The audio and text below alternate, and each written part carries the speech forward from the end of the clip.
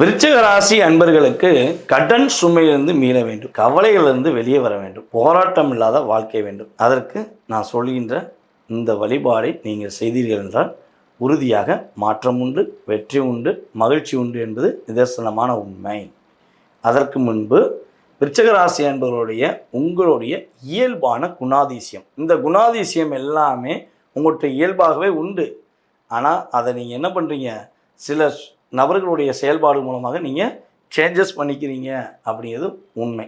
So அப்போ என்ன இயல்பான குணம் இருக்குது அப்படிங்கிறத சொல்லுங்கள் அப்படின்னு கேட்டிங்கன்னா, மனதில் தைரியம் எப்பவுமே உங்கள்கிட்ட இருக்கும். மனசில் அப்படியே ஒரு போல்ட்னஸ், அப்படி நீங்கள் இப்படித்தான் செய்யணும், இப்படித்தான் இருக்கணும் அப்படிங்கிற மாதிரி ஒரு தைரியத்துடன் நீங்கள் செயல்படக்கூடிய நபர் தான் நீங்கள்.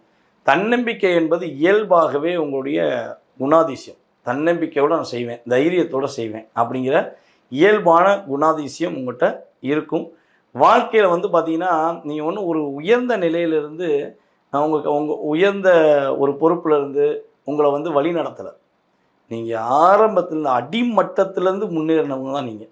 விருச்சிகராசிக்காரங்க ஒரு உயர்ந்த நிலைக்கு வந்திருக்காங்க, ஒரு நல்ல பொசிஷனில் இப்போ நீங்கள் அமர்ந்திருக்கீங்க அப்படின்னா, அதற்கு முன்னாடி நீங்கள் பட்ட கஷ்டம், கவலை, ஒரு அனுபவம் என்பது சொல்ல முடியாத அளவுக்கு இருக்கும்.